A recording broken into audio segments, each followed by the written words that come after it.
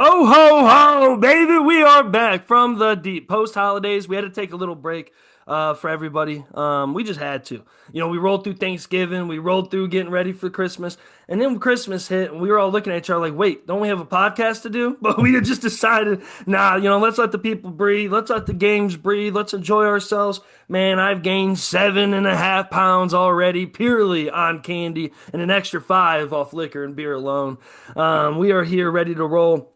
I'm gonna do this first because I always do it near the end, and I feel like I'm always gonna forget. And right now, I'm trying to be busy this year, so I'm gonna get my show dates out first before we get everyone else announced. This tonight at 11 p.m., I'll be doing the late night show. Do not ask me how I got booked for that and why I said yes. I'm a little irritated right now. Like I have nothing planned all day, and then I gotta go hop in a car at 10:30, go make some people laugh, and then come back home, dude. I am just hoping I keep my cool by then and I don't just go off.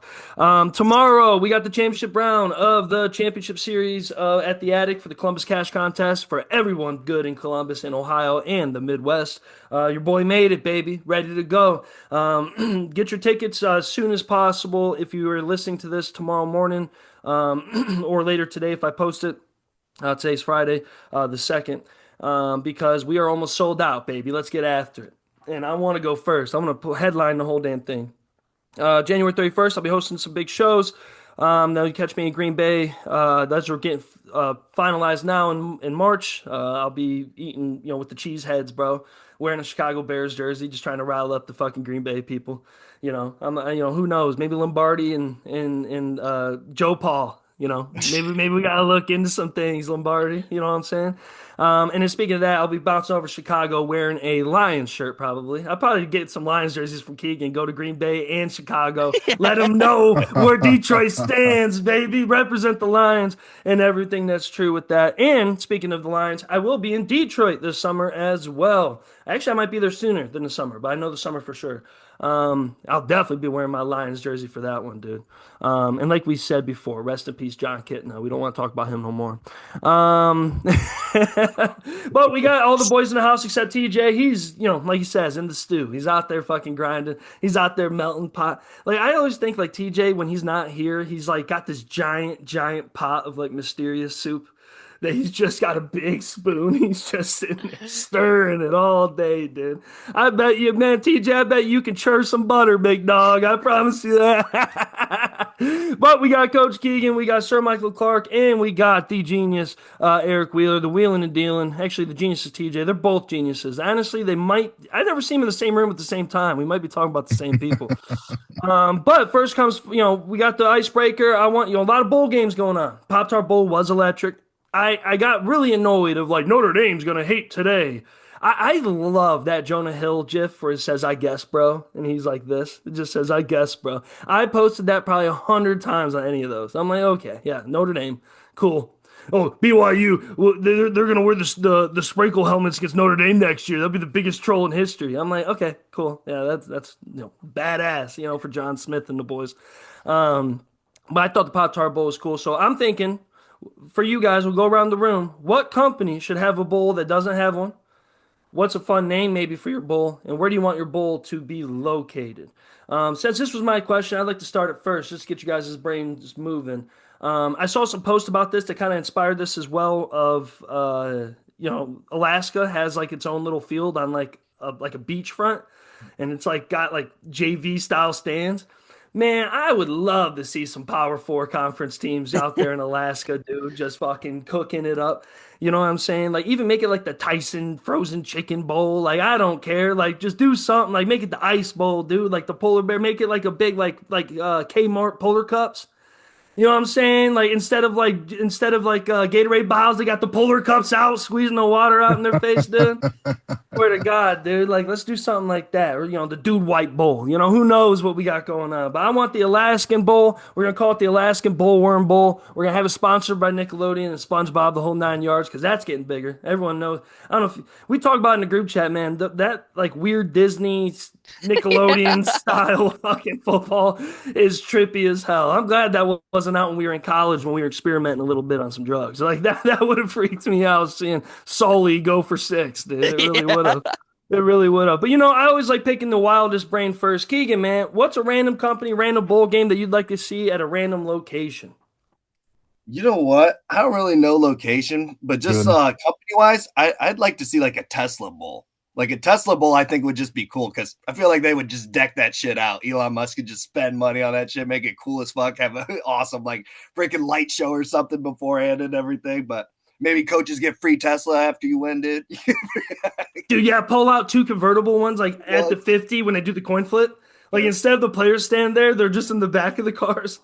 And like are just sitting there, posted. You just Yeah, dude, I like that. Put the money down, dude. Elon Musk, fucking get out there, do that. I like that. You know what? And if we're doing that one, we're putting that one in Vegas. I don't know what they got in Yeah, Vegas, but give that'd me be like a big, give me SoFi, give me something tech related, and give me that bull, dude. Let's do it. Elon Musk, dude. Imagine him out there doing his whole like hand up thing he does. Uh, Oh, you know what? Going off of that one, dude. Clark, what do you got going for us? Well, you got a different bowl game company that you'd like to see have a bowl game, location of a bowl game, anything cool? I was thinking, since we see so many different sponsors and with weed being more prevalent and legal in most places, give me a fucking weed bowl, dude. Everybody in entrance gets a fucking pre-rolled 1 gram joint. Snoop Dogg's out there at the fucking coin toss smoking a blunt. Halftime shows going off the fucking rails. Give me in Cali or something. And then winning team gets a fucking smoke a bowl. Everyone's out there together, just fucking enjoying it. You gotta be high. Everyone's getting The fucking faded. the Raw Cone 420 Bowl. It Yeah, starts there at we go. 4:20 p.m. Perfect. Yep.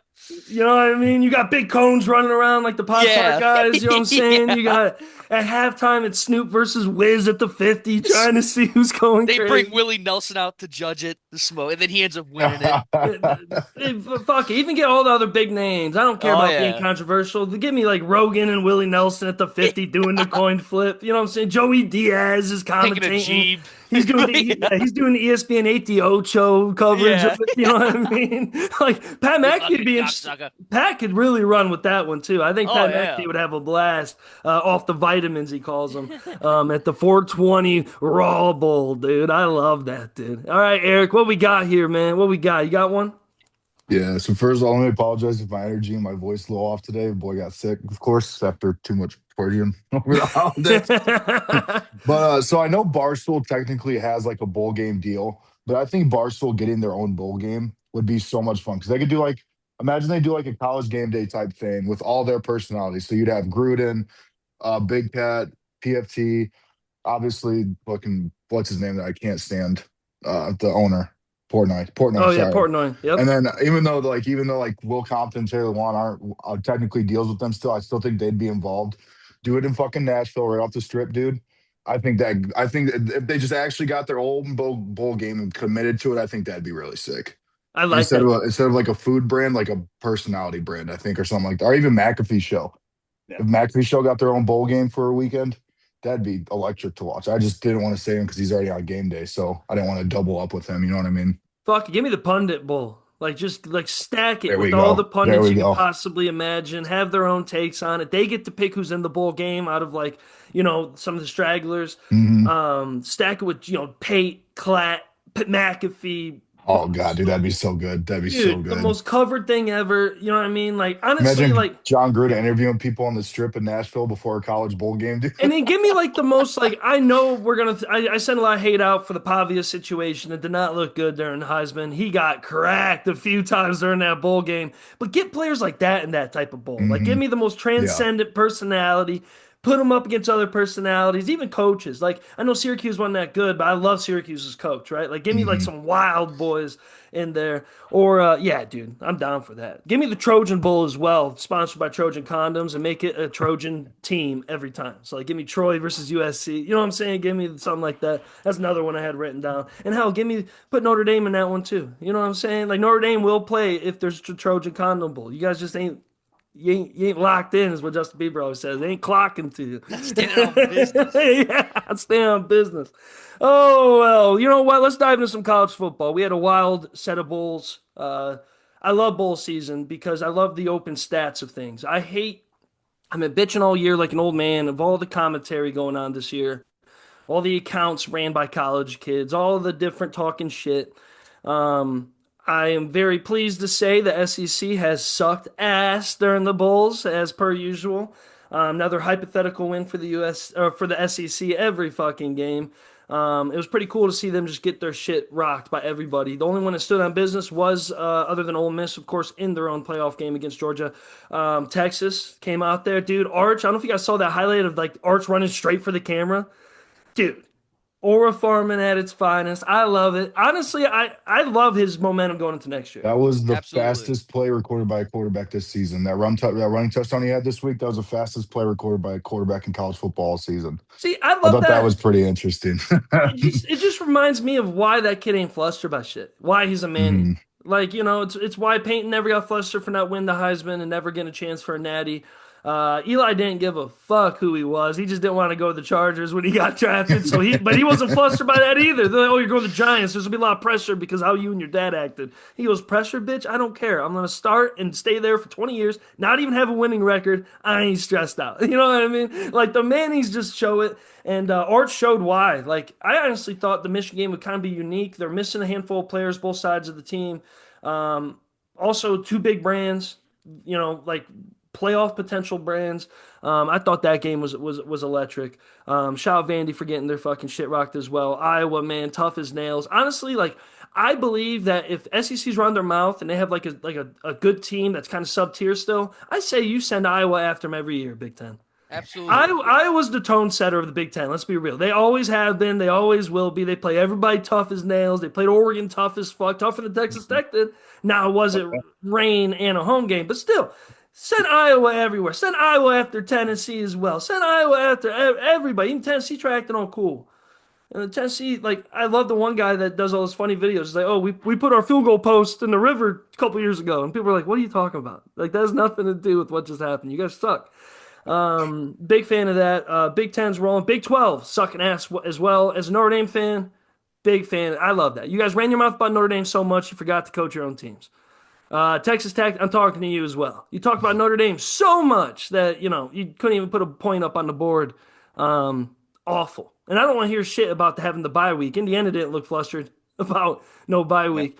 I mean, I was kind of nervous too for Indiana because it seems like a curse to have that month off. I They're mean, the only ones.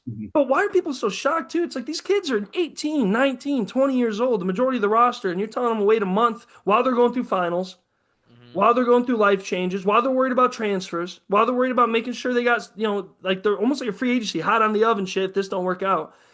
And you got to play against the best teams. It's just you're gonna lose. Like honestly, I think it's about keeping the momentum running if you're healthy. Oregon showed that as well. We'll get to those games specifically right now. I'll wait a second to get into OSU so we get a little rant going on because I want a little bit of a year-end review. I didn't know we'd be this close to do a year-end review for Ohio State. I thought we'd kind of do that together, Oregon and Ohio State. I really thought we're kind of my favorites.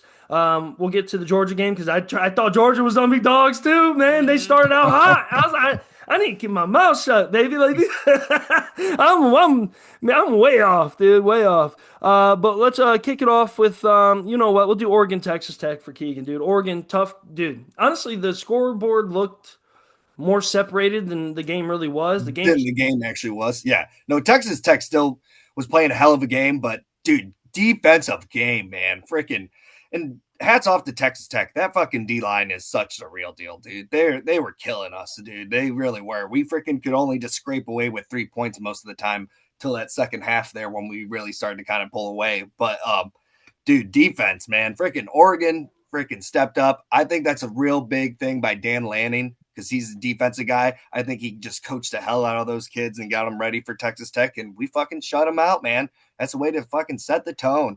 I really, I know we kind of talked about this last time, but I really love our momentum we're riding right now. I love that we had that easy little kind of like build up game with James Madison. Then we just set the tone with Texas Tech right here. Now we got to redo freaking Indiana, man. And I think we're more ready for this challenge again. I'm actually really excited to play on the second time around. But be honest, gotta still be on your toes because Indiana is taking care of business too, man. They killed it against Alabama. They were fucking on their shit. So hopefully they maybe have some hiccups next week and we can capitalize on that shit. But I love our momentum right now, man. I love the way Dan Lanning's getting these guys going, and fuck yeah. Fucking our run game's so great too. If we can just get that going, I think that we could be dangerous. Man, it really shows the levels to the Big Ten compared to the Big 12, in my opinion, that Texas Tech game. You have one of the best Big 12 teams I can remember in a long time. Probably up there with, I mean, I know people talk shit about TCU versus Georgia. That was awful. But that TCU team was pretty good. They beat Michigan single-handedly before that. Like they were there for a reason. It's not like they just walked into it like a BCS game. But you have the best Big 12 team that you can remember for such a long time. You have Heisman, like hopefulist, with Rodriguez. They're dogs. I love his story. I love it's not even just him. That whole linebacker core with the mustaches, like just dogs. I Very love good. that shit. Like it reminds me of old school football. But you're going to get. I will say, even after the OSU game, Oregon's the third best team in the Big Ten. It was Indiana, Ohio State, Oregon. I think a lot of people can accept that. That's not saying a bad thing. That's still top five teams right there. Yeah. And look how fucking like just Texas Tech could not keep up offensively whatsoever. And I just love it because everyone wants to talk about money being put in these programs. Sure, Oregon has a lot of money too. I'm not saying Oregon doesn't, but I do like the humbleness of, all right, you put a lot of money in your program. You're on the come up fast. Cool. There's still levels to this. Mhm. Regardless, there's still levels to this. And like I like the story of the high school coaching for Texas Tech. I like the story of it. Very Coach Taylor, Eric Taylor-esque, you know what I'm saying? But at the same time, like there's still levels to this. I don't know if you guys have noticed. I'll say pause beforehand. I say this.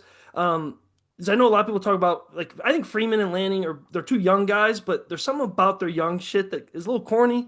Like of course Freeman's sprayed on hair is absurd right now, and Dan Lanning, I need dark pants. Like whatever gray pants you're wearing, dude, it looks like you got a fucking animal bulge before you run out there. They showed a clip of him with his players in the tunnel before they headed out, and I was like, oh, like I was, yo, like it looked like I put my fucking fist in my fucking drawers.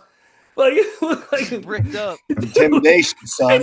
his eyes were already red. Like he hit a bunch of salts beforehand. Like he looks crazy for these games. And he had like a half chub running out there full speed, dude. I was like, yo, Dan Lanning lives for this. He gets boners for this, bro.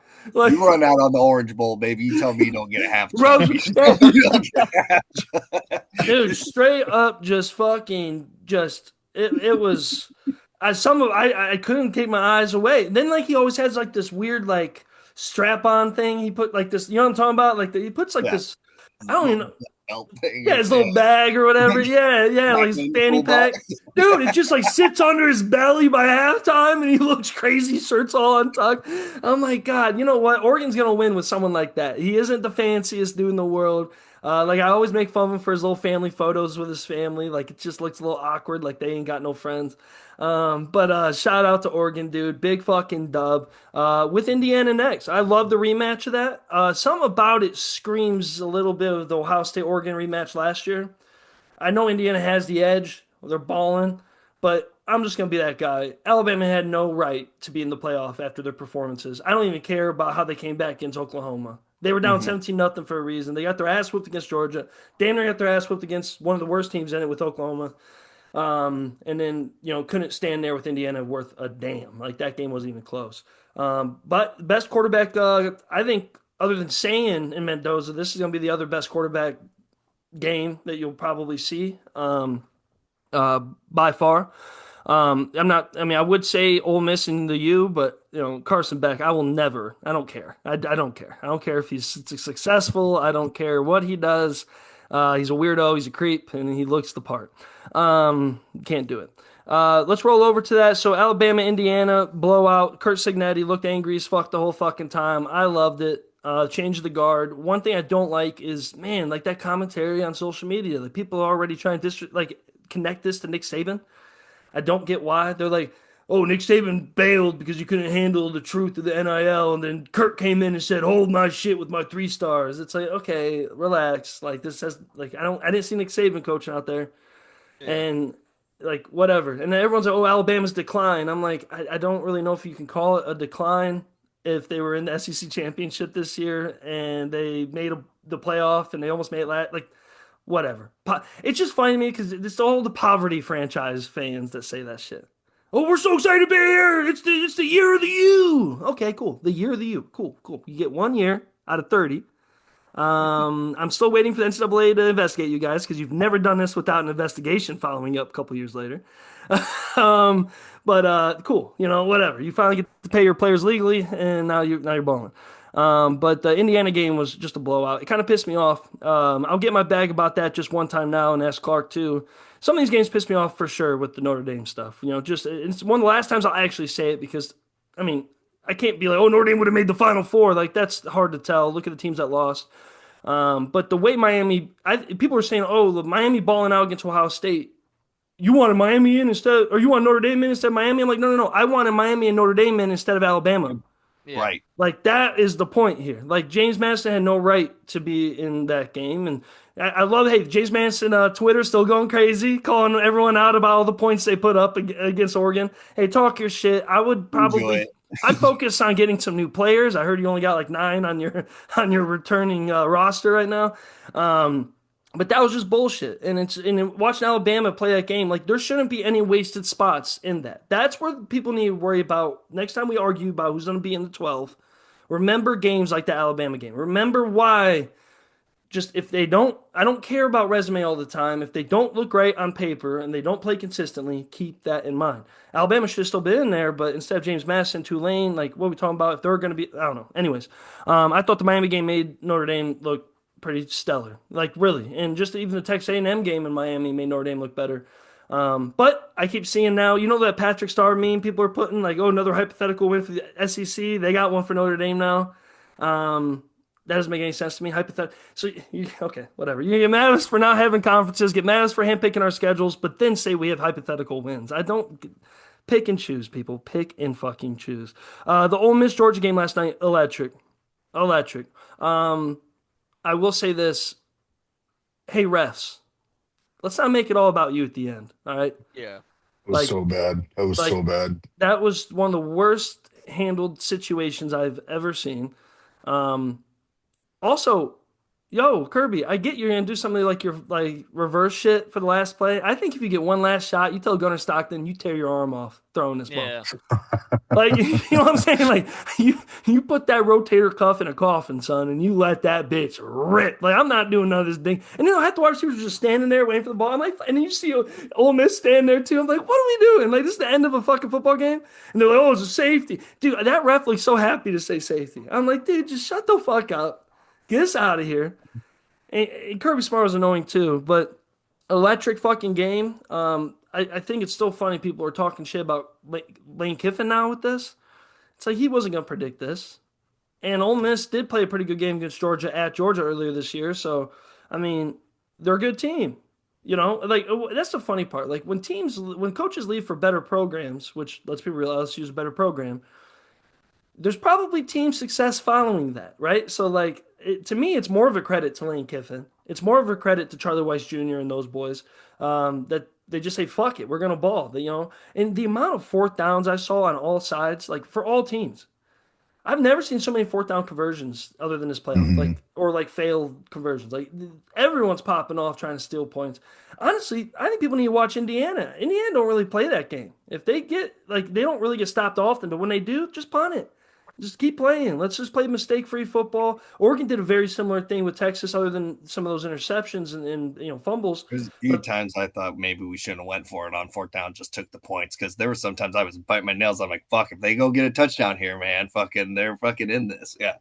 maybe Oregon knew something we didn't though. They're like, hey, that offense ain't moving on us. Yeah. Like, you know what I'm saying? Like they just knew that, like game plan that. But that Ole Miss Georgia game was wild. Kirby Smart going for it a few times I thought was very questionable because there's still a decent amount of time left.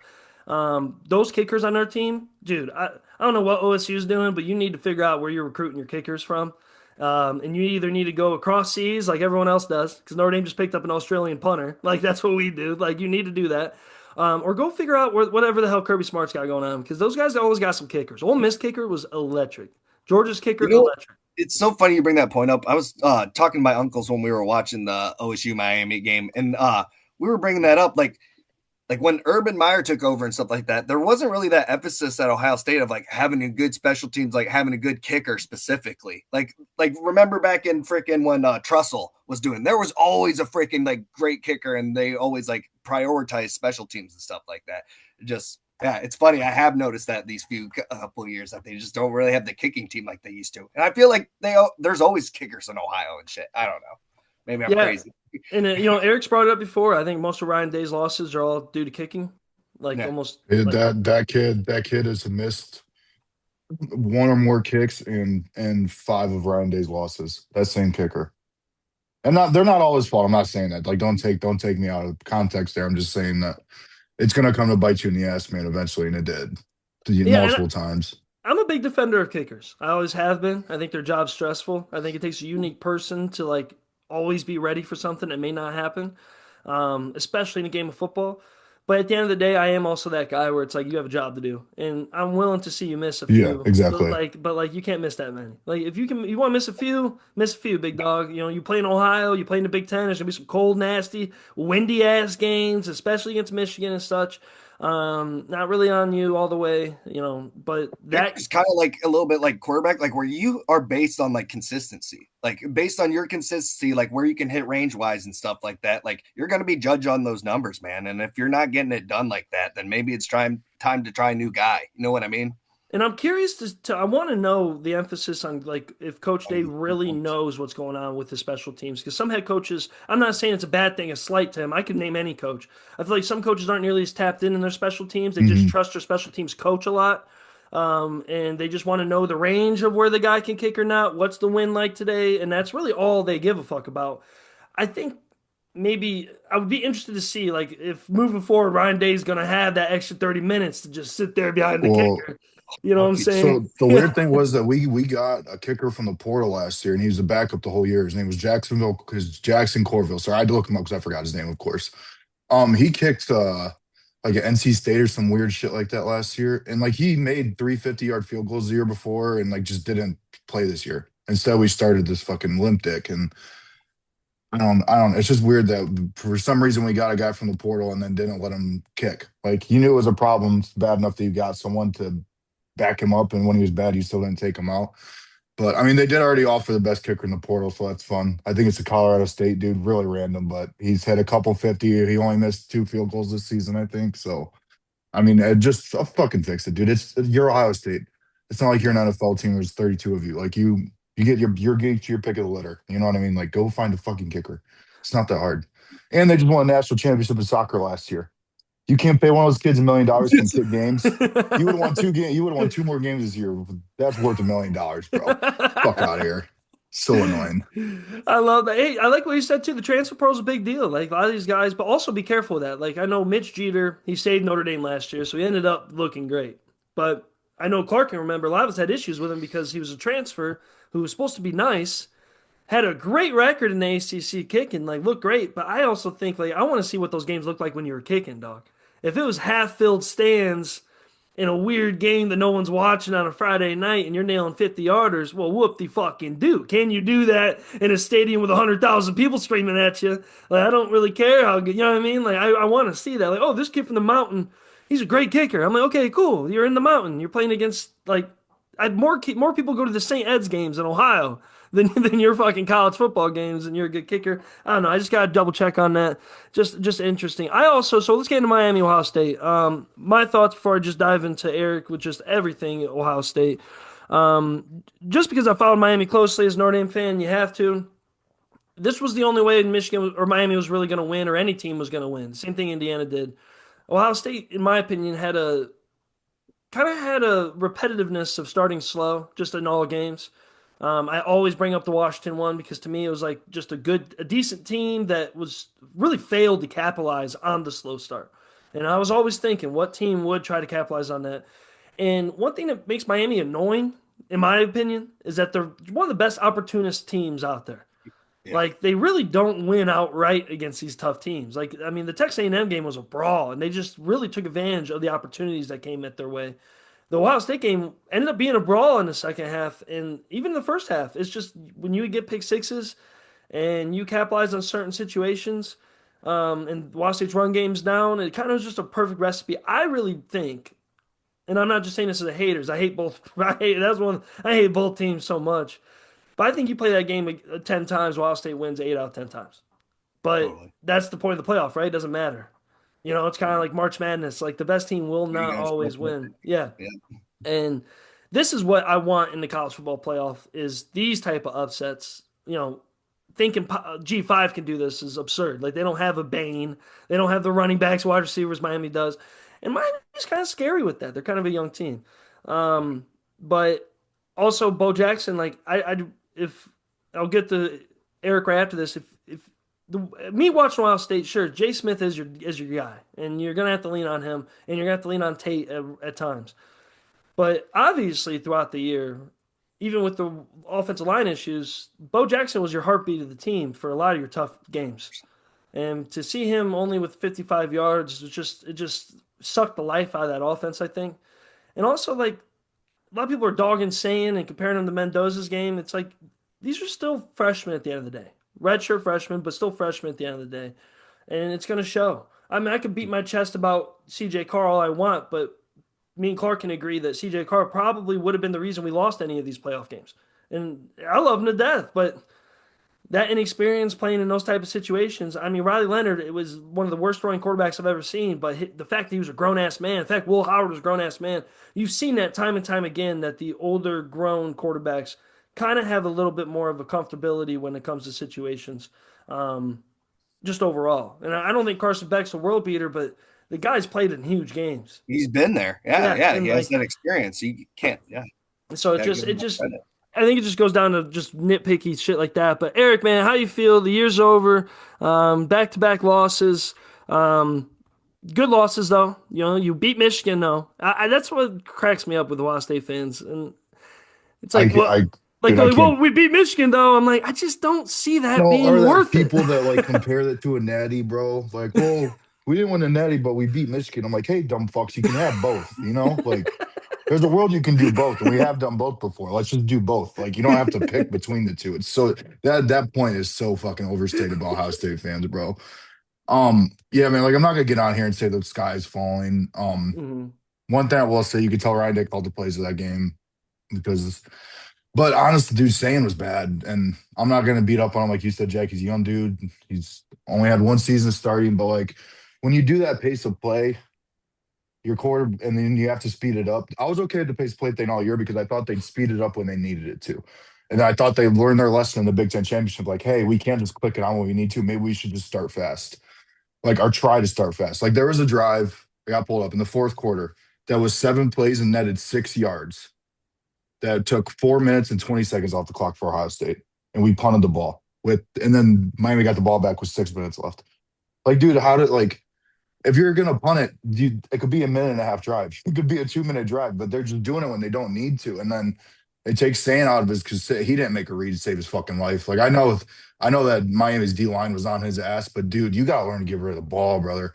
Like the second half of that game, you should know that your guy's gonna get beat now. And I'm sorry, like that sucks, but it's like, hey, you gotta adjust, you gotta speed up your process. And he missed a couple deep shots, I thought, to Tate. He missed two to Tate that came to mind. One was in the first quarter, I think in the first quarter, and then the second one was in the second half when Ohio State was backed up. So he didn't play like a perfect game in any stretch. He just made a lot of mistakes, dude. He just wasn't doing quick enough. The running back thing, like Bo Jackson, I will always worry with him because I just don't want him to get his ass beat as a freshman, especially as a running back. It's not a receiver. He's not a quarterback, man. Like he's getting hit, and it's like, yeah, he only had 11 carries, but I'd be curious to see how many of those were actually in the second half when we were trying to play catch up the whole time. I really want to see them hit the portal really hard for some sort of like speed back, just some guy that's just fast as all hell and can just get out. Because I think they need that with Bo.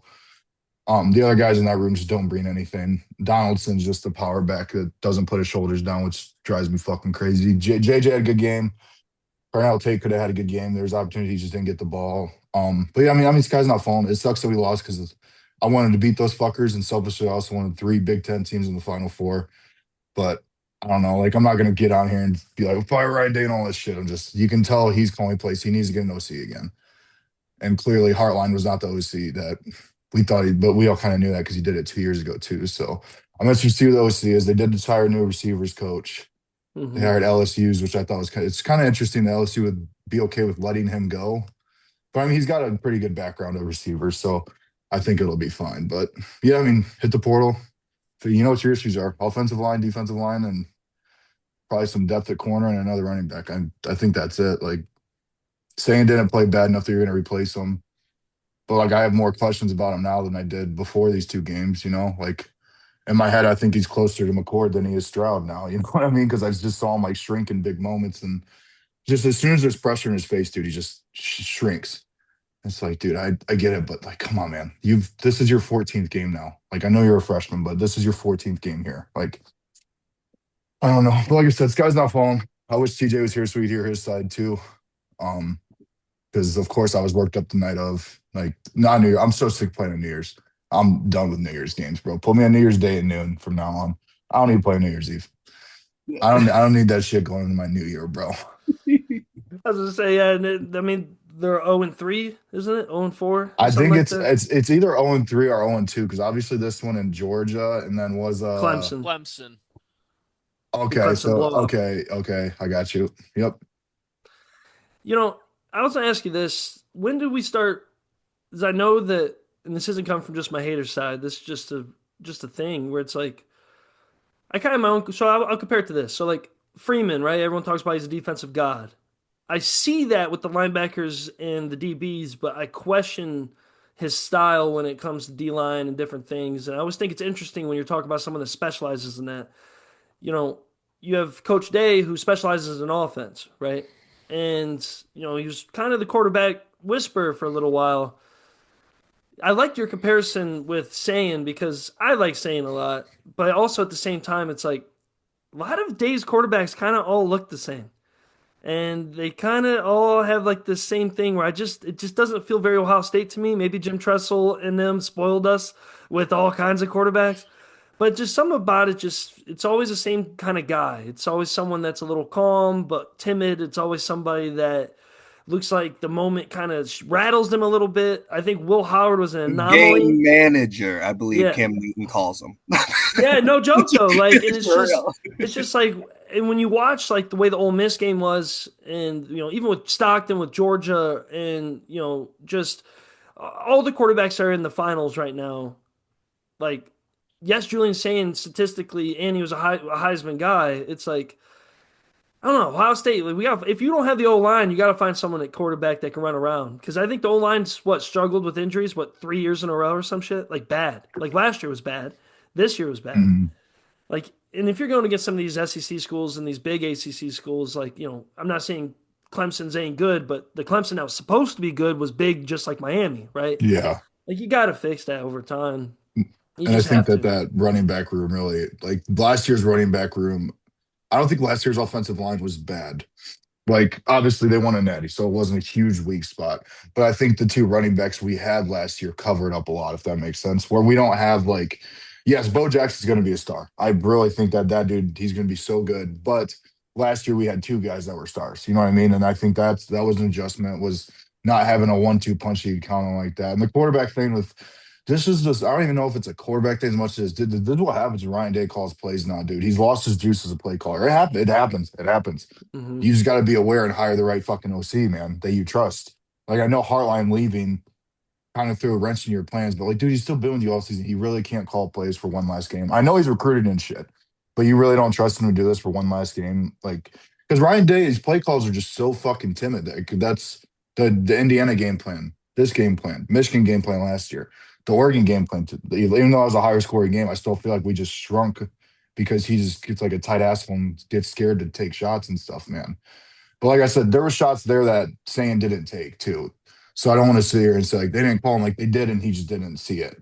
With like Hmm. I there's two touchdowns left on the board to me. That if he hits the guy that's just over the middle or the tight end that's hitting, he's run that like route. I can't remember the name route. I'm not gonna look it up. But yeah, I don't know. I just hire an actual OC, man. And then go hit the portal for what you need. You know what you need, go get it. Like it's the holes Yeah, aren't that bad. I was shocked to see Hartline not there as an OSU guy himself. Like, and the fact Charlie Weiss was it. I mean, if Charlie Weiss doesn't come back, Ole Miss doesn't win that game, right? Like, that kind of won them the game is having that play caller there, that knew the players to call what he needs to call. I kind of was shocked that Brian Hartline wouldn't do that, especially because you're not talking about like Well, instant rivals where he's going and to. You know what I'm he saying? was at the game, like he was on the staff for the game. Like, why is he not calling the plays then? Like, Yeah. Why whispering. if why not keep the consistency going for everybody involved? You And, know? and you're talking about the missed throws, man. Will Howard, when that Oregon game specifically, like no one ever saw him act like that yet. Like he was throwing the ball within seconds. Like Oregon didn't have a chance. Like 2 seconds in, Jeremiah Smith's getting the ball. Like 1 second in, the tight Mhm. end's getting the ball. They rotate the tight ends because Ohio State always has four nice ones. You know what I mean? Like they just did nonstop, and Julian Saint wasn't really doing that. Hey, that was a shocker to me. That was my biggest shocker. I was asking you guys what your biggest shocker was. To me, that was the biggest shocker, by far. Um, I mean, Indiana, Alabama, you could say it was written on the wall already.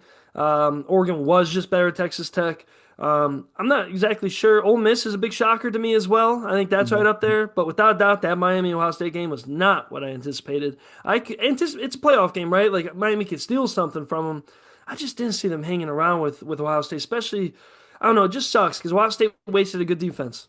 You just wasted probably one of the best defenses you'll have. And I mean, they always rotate guys. It's not like they're not gonna have a good defense again, but that was a great defense, right? Like, and you just let them That, sit there that and was work kind of around. the biggest disappointment in that game. Like with the hype of the defense all year, man, and then freaking just Miami just kept finding ways to convert fucking Yep. offensively. They just kept getting those third downs, just Oh, kept dude. And then they had that fumble that bounced right back to his fucking hands. That and shit always drives me crazy because that's like, if something like that goes your way, it changes like, it just insane. changes the game. You know what I mean?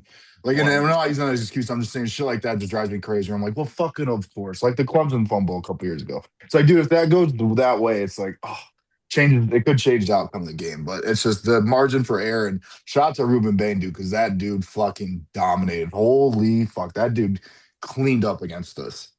Oh yeah, He cleaned up. he's gonna be a stud for sure. I'll hate him forever, but I mean, if he goes to the Niners, I ain't gonna hate nobody. You know what I mean? Like, but he ain't Yeah. going Niners. We ain't getting no pick like that. I like what remember when Tomlin used to say that about was that Chase Young. He like looked at him in warm ups, and Mike Tomlin like years ago he goes, I wish I could get a guy like you. He goes, He why said, didn't you? I would never want to be bad enough to be able to draft a guy like you. Yeah, he's like, look, he's like feeling him up. He goes, "Woo, boy!" He's like, I don't want to be able to draft a kid like you, bro. You're a stud." I always thought that shit's funny. You know what, Clark? I haven't heard your voice, big dog. Now that we had the Final Four, who do you like to win it all right now? I know who you said in the group chat, but like, what do you see playing out right now? Indiana, Oregon, and Ole Miss, Miami. Oh, there you Talking go. now. There Hello. you go. Yeah, There you're you go, good. There you bud. go. Sorry, I The had to pilot's sneeze here. earlier, so I muted myself. But I really would, if I had my exact game, I'd really like an Indiana Oregon one. I think that'd be pretty good. Still a little rematch. I still do think Indiana's gonna win it. Oh, actually, wait, no, they can't play each other in the finals. No, yeah, Never they're just playing next. mind. That point, give me Ole Miss. I think it'd be cool to see Ole Miss win it all. It'd be kind of a funny topic going forward, right? About a coach leaving, team still pulls it off. I hate fucking Miami, so I hope they lose. That just out of pure spite. I kind of wish Oregon and Indiana could get a matchup in the Natty. Two big teams, Big Ten teams in Natty would be sweet. I really do still think Indiana's going to win it all. I was very impressed by them. They're the first team with the bye to win. Everyone else has always lost, so I think that is a good sign that he kept those boys focused. I'd imagine just from his overall demeanor that he was very adamant about staying locked in, and I think that's the kind of coach he is. The boys want to play for him, man. They really buy into his program. I think that's always cool to see a team really play for their coach. They know he's going to make them better. I always like seeing programs like that. I really like your discourse you brought up earlier about them comparing him to Saban. And truthfully, like me looking at it, I think it's almost more impressive what he's done turning a school around like this. That's been historically very bad. I know he brought in a lot of his guys from JMU he believed in and trusted, but to me, this would be, I think, probably one of the greatest coaching victories ever if he can pull off this national championship. To me, I don't know really how you top that as a coach. I mean, they were second all time in losses. He comes in 2 years and flips the program around and possibly go undefeated and win the national championship. Beat the favorite in the Big Ten championship. We thought Ohio State was going to win it all. He beat them. And really, to me, like, I don't think Indiana got, and probably even for Christian Eddie himself, that win, I think, kind of propelled him and that team really thinking we can really do this, right? Because before then, they haven't really beat a truly great team. I think that's going to be the stepping stone for them to really achieve true greatness. And I'm interested to see what he can do in the portal and recruiting. If he starts getting some real studs, watch the fuck out. That team is going to be very hard to beat. I mean, he's got good guys now, but there's no one that's really ever been a top tier recruit. And I know that always doesn't matter. Those guys don't always pan Hmm. out, and he's probably finding those guys in the cracks that he knows are good. But you start getting some real true talent on that team all around. I mean, his offensive defensive line is phenomenal. His defense, every time I watch him, just leaves me in awe, man. Yeah. Everybody on that team knows their assignment. They trust the guy next to him is going to make the right play. They don't have to worry about overstepping because they know their guy next to him's going to make the play, and that's huge on defense. I see Keegan shaking his head. He knows if you know the guy next to you's going to do his fucking job, you don't got to worry about nothing but playing your man or being in your zone. That is fucking huge. So I've Huge. been very impressed with them. I think they're going to win it all. I was pretty lucky to watch most of the games this weekend. The only one I didn't catch was Oregon Texas Tech. I fell asleep after a long night. But that Ole Miss game was electric, man. That Chambliss, he comes from D2, was the Natty winner there. Very good quarterback. I have a feeling he's probably to go leave the B with Lane Kiffin, but he's played a hell of a game, man, for a D2 kid. Man, he don't look like he's out of place, right? Let him in the Hmm. game-winning drive. He was very good. I think that's the coolest thing to see, right? Because you always question, is this moment too big for this guy? It's the first thing that went through my mind when he stepped on that field, and it wasn't. He was able to get it fucking done. And the fucking Ohio State game, man. I know I fucking hate Miami. Of course, the one time I root for Ohio State to fucking win, they don't do it. I was like, what the fuck is this? And everyone I was with, because I had like 20, I had a bunch of my buddies come on. They're all Ohio State boys. My buddy Doug was losing his fucking mind watching that shit. He was screaming. And I mean, credit to Miami, man. They found a way to win. Like you said, Jack, they seemed to capitalize on their opportunities like against A&M with the punt return. They scored, got them up. Miami just seemed to make the right play at the right time. And I'm like Eric said too. I don't think the sky's falling for Ohio State. Sometimes good teams lose, man. That's just how it is. Sain's young. Hopefully they can fix in the offseason. It just be interesting to see. They do need to really emphasize depth for their O line, especially with the injury problems they've been having. And it's kind of funny too because I played Doug in NCAA like a month ago, and we were laughing because OSU's line was rated so low for a team that was so good. And I was like, that's so fucking weird because I don't really watch them a lot, truthfully. I was like, I wonder how their O line really is. And no, we saw them against a truly great defensive front these last 2 weeks, and they struggled. And I mean, Miami's got some world beers, man. Bain was just on Sands' ass every play. The other D tackle was very good. And that stuff you just got to go to the offseason and work on. Get them boys ready for next year. So, yes, I'm sure Ohio State will be right in the hunt again. But the coolest thing for me in this four-team scenario that's left, we're finally going to see someone new win it, right? And that's always cool to see.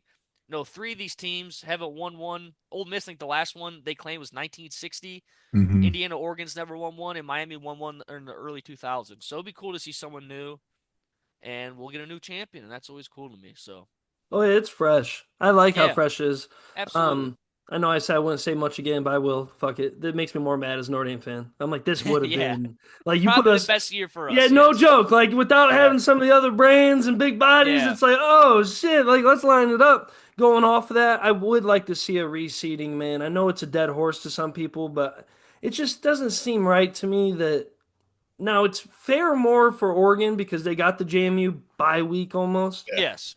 But at the same time, like it doesn't sit right with me having 6 and 10 going against each other and 1 and 5. It just something about that Hmm. doesn't sit right with me. I'd like to see 1 versus 10 and then 6 and 5 battle it out. Like that just like any other sport, that's the way it happens. Like that's the way the way NFL. We'll talk about playoff picture there. How hard is it to rotate the shit? All you gotta do is change the plane tickets. No one knows if they're gonna get the plane tickets anyways till after the game.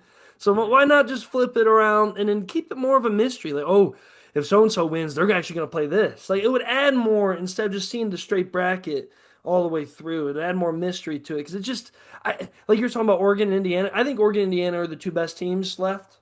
Yes. That's not a big slight to Miami and Ole Miss. Like they're there for a reason, but they are the two best teams left. I don't want to see them play yet.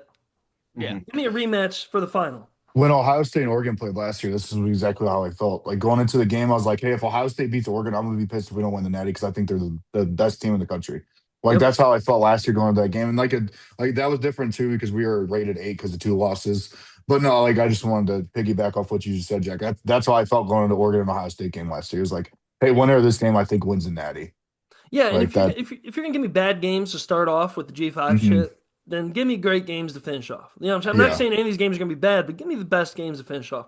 Shout out our boy Coogan, center for Yep. Indiana, got the Offensive Player of the Game award.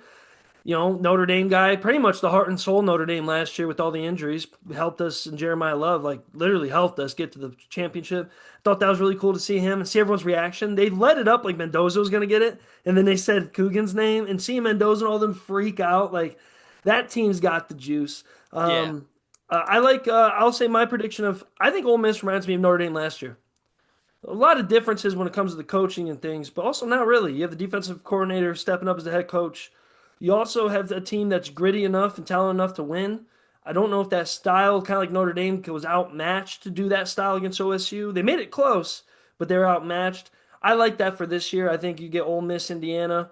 I think Indiana's too good. But with that, I think it'll be a close game. But Ole Miss, that grittiness against Georgia reminded me a lot of what Notre Dame pulled off last year and what Ohio State pulled off against Texas last year. Hmm. I think those type of wins really matter. And the fact Indiana already got that under their belt with Ohio State counted as a playoff game, in my opinion.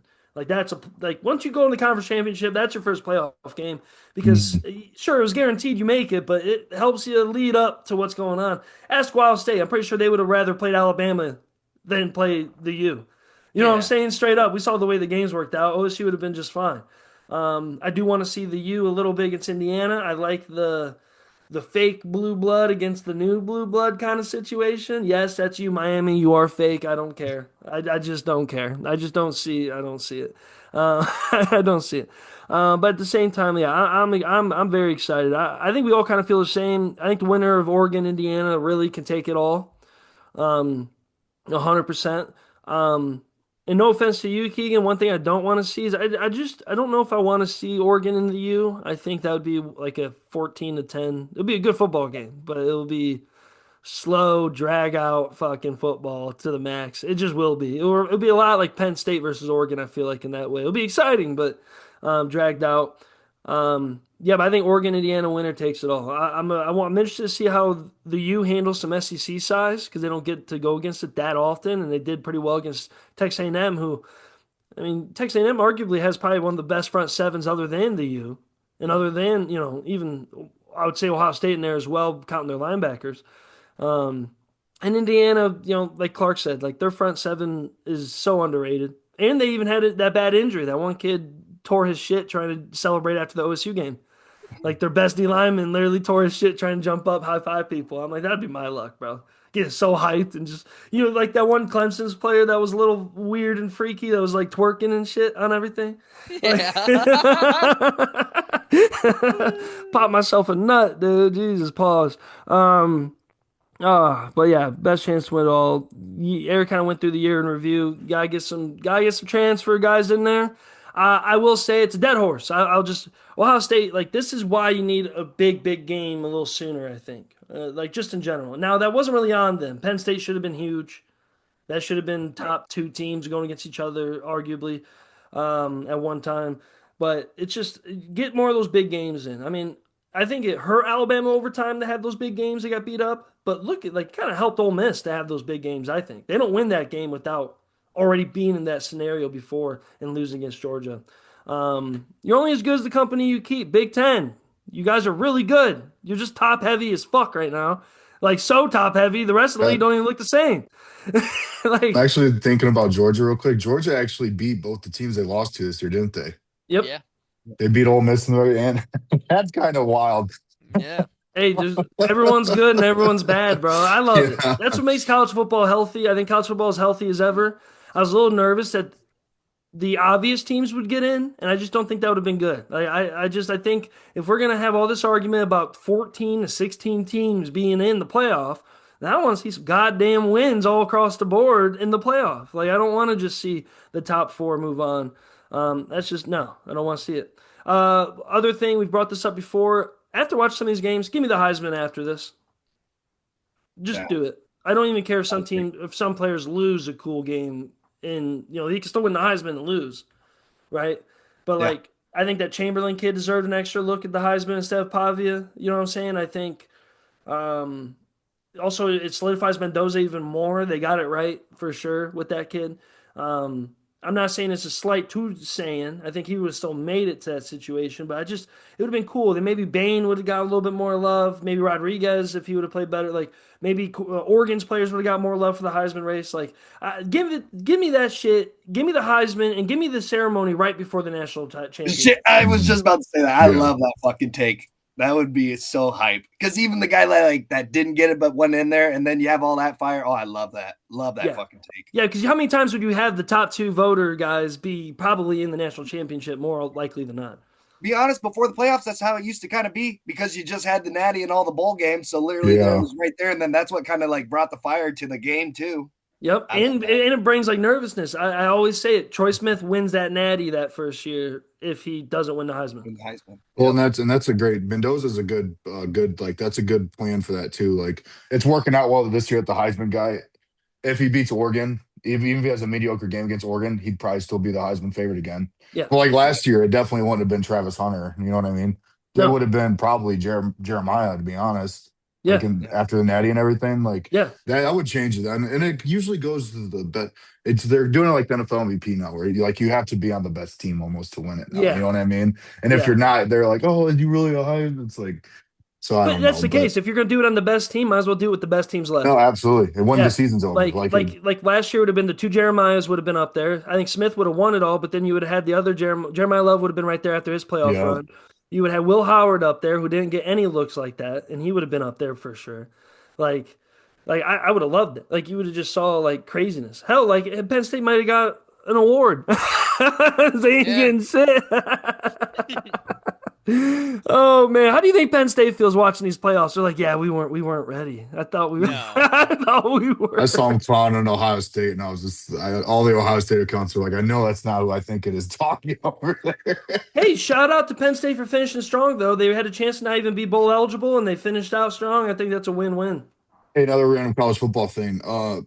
Michigan got a good coach, man. We haven't been on the pod since that happened. That is a pretty good coach to luck yourself into with the coaching search that late. I just Yeah. wanted to say that before we get off college football talk, Yep. because I'm not trying to be a Michigan hater. I am a Michigan hater. I do think they killed it in that hire though. I think he's perfect for them. And I don't know if he's a long term answer. He could just be like, a 5-year guy.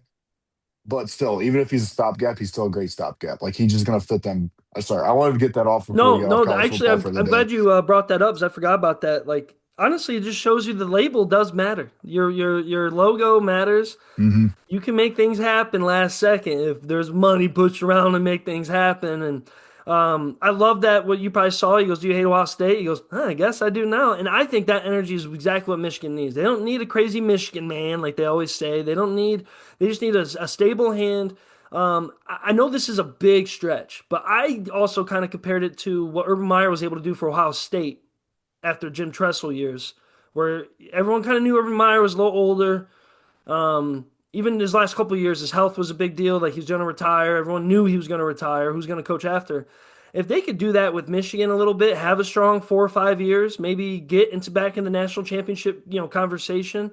Hell, if he would have coached their team this year, they would have had a chance to be in the playoff Well, conversation. and don't you think that's what they need? They just need someone to get them out of the bullshit for a couple of years. Like, And hey, then they let's can, just yep, go have like success. three 9-win seasons in a row, and then if he wants to leave because he wants to retire or some shit, that's why I said he could be. If he's a stopgap guy, he could be a great stopgap. His age is the only reason I'm saying I don't think he's going to be there like 10 years. You know what I mean? But like 5 years, like, dude, come on, it's a great hire, honestly. Yeah, and I he's gonna thought. change. He's gonna change the offense around for Underwood to make him Yep. stay. It sounds like Underwood staying. That was probably the biggest deal to them was, hey, we got to hire a guy that makes sure this guy fucking stays. Yeah, Because make sure he if gets the we lose ball. him, it Yeah, would have been opening the port, like opening the floodgates. You know what and I he's mean? had great quarterbacks at Utah, and he's had good success with quarterbacks at Yeah. Utah. Hopefully they get rid of some of that power eye bullshit that they run. That's just not gonna I work. wonder what Like, their schedule is next year. and no, I think shout out Michigan, man. And to me, it's just good for it's good for everything. We always say that Texas needs to be good, USC needs to be good, Ohio State, Michigan, Notre Dame. The real blue bloods need to be good. And Michigan just needs to get out of fucking hot air, bro. That I have never seen so much self-inflicted wounds on a program ever. I mean, we're talking like Miami status kind of situation Hmm. here. Like we're talking like full out. You had a chance to have a dynasty, and you chose illegal activity. Like I don't understand. It's just crazy to me, man. It's crazy. It always makes me think, like, what else is going to pop out of the woodwork for another big team? I think it's my biggest fear as a Notre Dame fan. Probably you too as an Ohio State fan, Eric, where it's like, let's just make sure we're like, we don't have to play by the rules all the And time, but yeah, let's not get in the trouble. shit that they did, the shit that they did is not comparable to anybody else. The shit that No, has happened there, you know what I yeah. mean? Like it's just not. It's apples to oranges. I'm You know like, what I mean? Like, let's keep everything cool. I don't even care if we only win 9 games, Notre Dame. mhm. Let's keep the scandals low. Let's keep the money rolling in. Let's keep consistency around us. And Coach Freeman, just don't listen to the NFL. I'm glad that you came back. People are dogging him. That's something that we didn't get to talk about. He's like, we're running it back. People are like, I run was what back? I'm like, I bro, was like, surprised there was enough juice there for him to come out and say he was staying. I was surprised that there was enough juice that because that means he was thinking about it. If he's had to say like, "Hey, I'm staying," it's like, okay, so you were fucking thinking about it, just so we're clear. yeah, they announced, I think the day before Christmas, he had to take time Yeah. away to. Once I saw that, I was sitting there with my Aunt Kim, a bunch of Notre Dame fans. We were like, oh Mhm. no. Like, my heart couldn't handle it. Like, if you want to leave another time, sure. But if you'd done it after this year, my heart couldn't handle it. Like, honestly, I would have been like showing up at, we'll get the NFL now. I'll be showing up at Kyle Shanahan's house. Like, you don't understand how much I need you. Yeah. Like, now it's me and you, bud. Yeah. He's like, I don't even know you, guy. I'm like, no, no. You all I got, man. You know, all right, Outside with the fucking radio. yeah, this is me and you, bud. What do you want, Jack? I want to be hired like that fucking mafia dude for the Eagles. Let me stand on the sideline with Big Dom. sunglasses on. Yeah, with my long hair. And you just call me the coal miner, dude. Like I'll get after, I'll get after it. I'll tell you, I kind of look like this motherfucker right here, dude. Let me get. Hey, 1, 2, 3, Niners. You know what I mean? Shit, I could be like the fake George Kittle. I don't care. Oh shit. A guy in Clyde called me George Kittle. I felt pretty good about that. This guy in Clyde goes, "Oh, I had to do a double take. I really thought I was talking to George Kittle." I'm like, "They play tomorrow, dumb. Like, what do you?" Yeah, I'm in Clyde, Ohio today. Yeah, I'm here chilling before the game. A little vacation. I should have messed with him because he saw Dalton behind me with the long hair too, and he goes, "Wait, are you guys playing with me?" And I was like, That's my tackle. we walked, yeah, we walked away, and Dalton goes, "What was he talking about?" Oh, that's funny. Oh, that's funny. All right, football, NFL. Yeah, I knew the NFL stuff kind of be short-winded overall because the season is wrapping itself up. There's only a few real big topics that have to do with this group, other than the broad aspect of the NFL. So this will definitely be a little more water cooler talk, but I want to go through a little bit of the playoff situation. It looks like everyone's kind of clinched their spots except 2 divisions are wide open. Ones that we kind of figured. You have the Steelers and Ravens. The Steelers Browns game, Clark was there. That made no sense to me. Whatever the fuck the Steelers were doing made absolutely no sense to me. But also, it's the beauty of the unseen. Like, I know rivalries in the NFL aren't looked at the same as college, but I think people need to put more respect on a rivalry name because it does matter. When you're playing an away game somewhere and your rivals, I mean, Keegan knows it. Like, when Chicago Bears sucked all those years, you knew that it was going to be a tough game. Hell, when Detroit wasn't that good, Aaron Rodgers had to win off of Hail Marys in those games, right? So, like, Fucking what Minnesota just did to us fucking this year, right now. Freaking that was rivalry right there, dude. Fucking knock us out of the playoffs. it's just, but when you have a playoff That's spot what we're on the bragging about. line, like the Steelers did, like you have a playoffs, and it kind of goes with Keegan's point there with the Lions. But like Keegan, what do you think of like if you were a Steelers fan and you're like, all right, Tomlin, who gives a fuck about no sack record? Who gives a fuck about anything? We need you to score points and win this goddamn game. Like I don't care about anything else.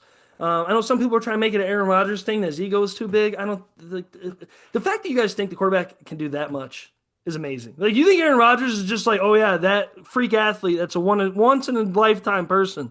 I'm gonna tell the boys to make sure they stop him and we're gonna lose the game. No, they just want him to be stopped so he doesn't fuck the game up. That's all it is. Oh, he doesn't want to give up the record. I'm like, what are you talking about? You know what I'm saying? Like, what are you talking about? I do think Joe Burrow's gonna pull the Brett Favre. I do. I really do. I think Joe Burrow's gonna So when Flacco would start, Flacco would have gave him that shit in a heartbeat. Flacco would be like, I got you, big dog. Meet me points over at him. here. Dude, what if he trucks him? Boop, boop. Yeah, he lies. He still goes down. It's still a sack. But Myles Garrett's like, collarbone's busted. Joe Flacco's like, yeah, get some. Like, Oh man, oh man. But yeah, that Browns game, man. Steelers are fighting for a spot. Ravens are on their ass. Ravens look really odd, but I don't put it against them. They're more consistent in a weird, inconsistent way. You know what? Steelers, like, I feel bad for their fans. Like, what are you gonna do? Celebrate making the playoff, but then lose right away? It's just Yeah. it's a weird situation. I always side with, and I know I'm a little different than Eric and TJ and them with this, with the whole draft pick stuff and everything else. I always side with consistency. I think it pays off. Now, Tomlin's a kind of a unique unicorn in that situation, where his consistency is like unprecedentedly mediocre, which it really is. Like it's like I always stood by his side because of the Kyle Shanahan argument, right? Like we've had some rough years, and you could have easily said pull the plug on this guy. He doesn't know what he's doing. We wasted draft picks on people he likes. We fucked the team over. But he went back in the lab, and now look at us right now. We always have a bounce back year. Tomlin does not have that, and I think it's easy to say he just doesn't have a steady hand. It's kind of I love seeing the retro, like the look 2020 hindsight's 2020 vision of certain eras of teams. Because I think where people got things twisted, it's like, I'll say this. I know I'm a Tom Brady hater, but I've learned to understand that Tom Brady was a lot more important to Bill than Bill may have been to Tom Brady after a while. Now, I think in the beginning, that's all Bill. Those first set of Super Bowls, the defenses they had, hell, he had to pick Tom to even start. That's all Bill. But later on, it's Tom. I think we had it backwards, thinking Tomlin helped carry Ben for a longer career. I Agreed. think Ben helped keep Tomlin's job for a long ass time because obviously after Ben, I don't even think they've been competitive. Ben was an old ass man, threw for like 450 yards when the Browns beat him in the playoffs. Yeah, he Like, almost won that game. People forget that they stormed the fuck back in the second half. That was almost a fucking loss.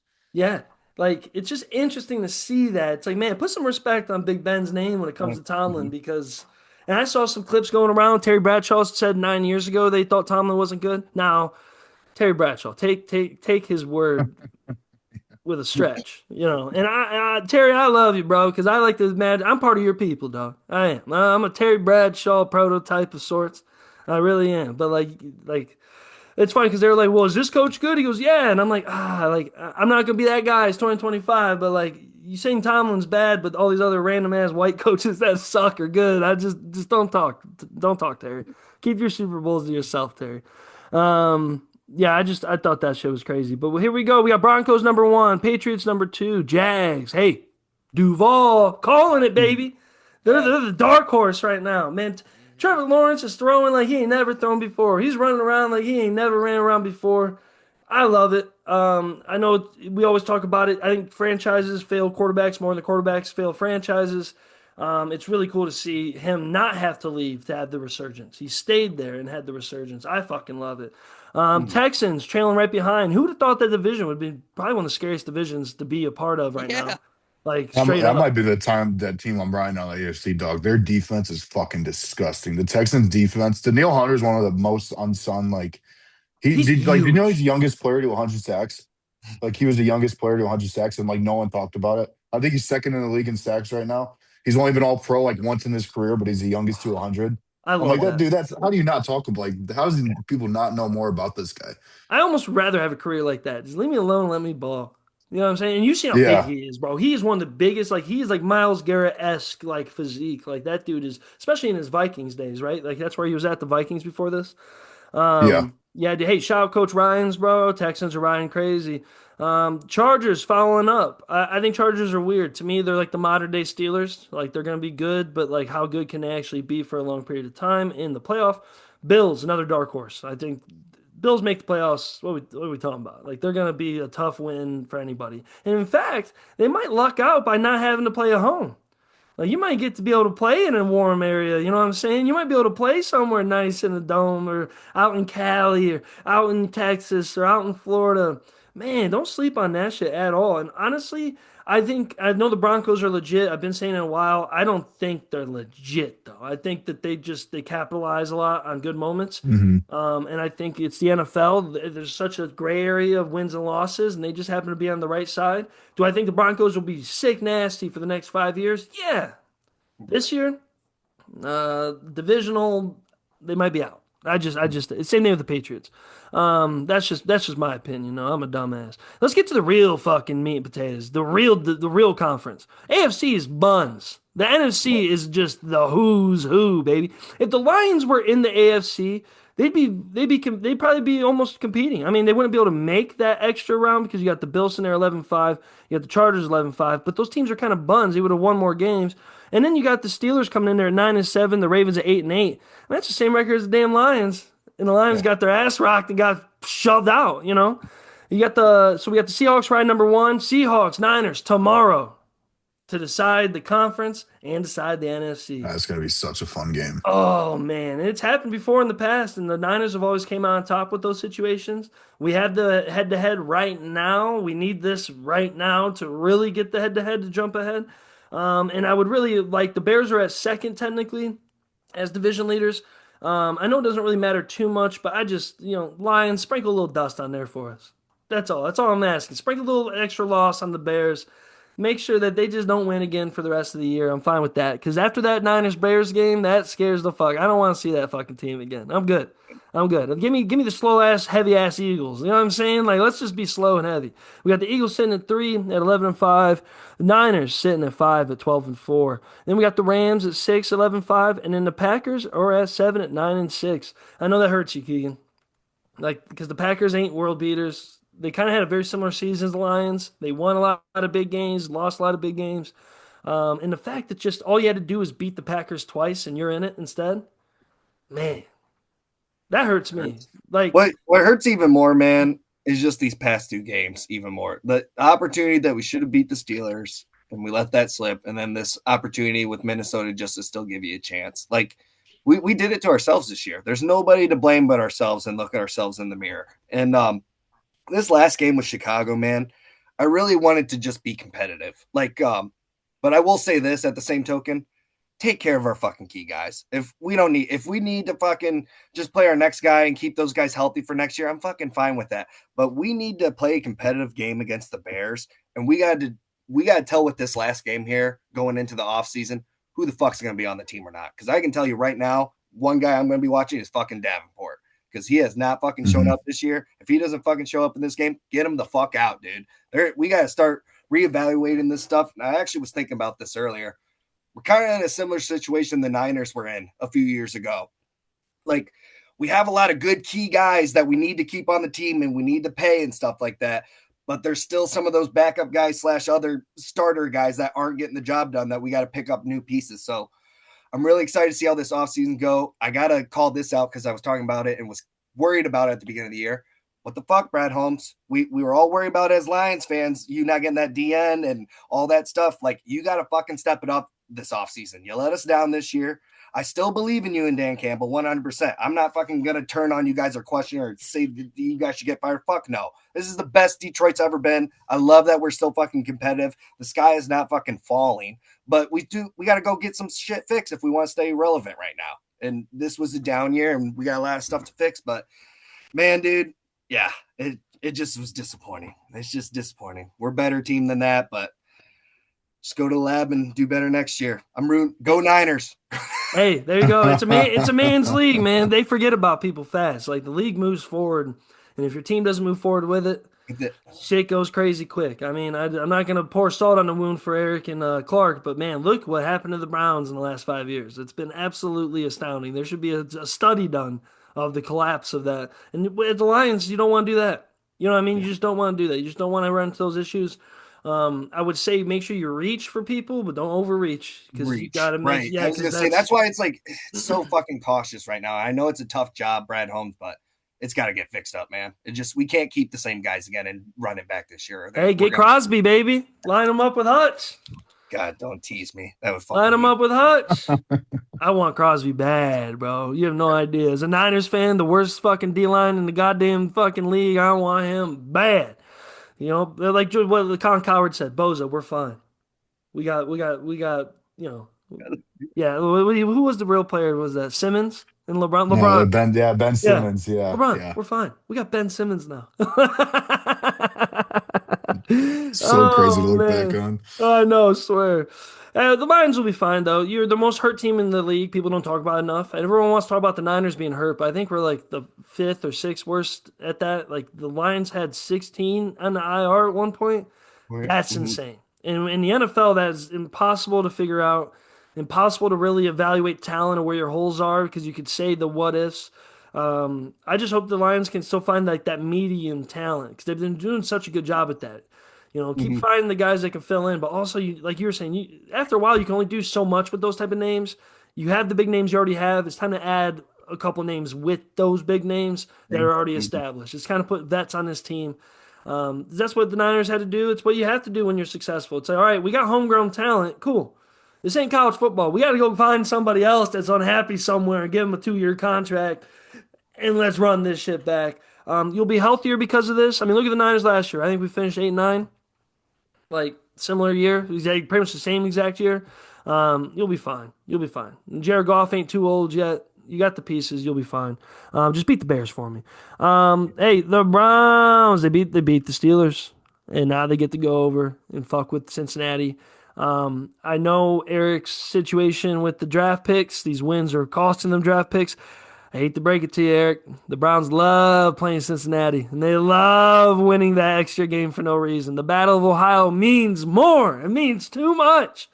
If I'm the Bengals, same kind of conversation Keegan was having with the Lions. Yo, man, put Joe Burrow on ice call today. And those are them calling boohoo Burrow, dude.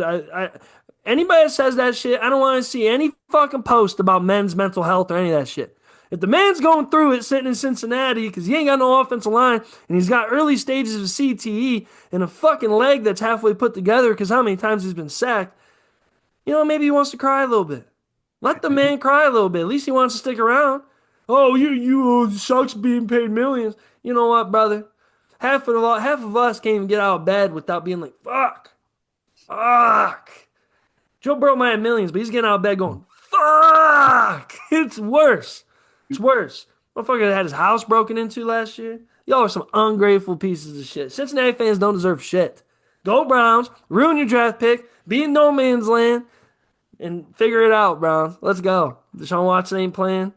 I was hoping he was going to. God, I was hoping he went for 500, bro. And honestly, would have gave you guys a little bit of love. Maybe he goes for fucking 450, has a Matt Flynn kind of day, and other teams are like, yo, we'll take him. You know what I'm saying? For a deal, we'll take him. Hell, I ain't touching him.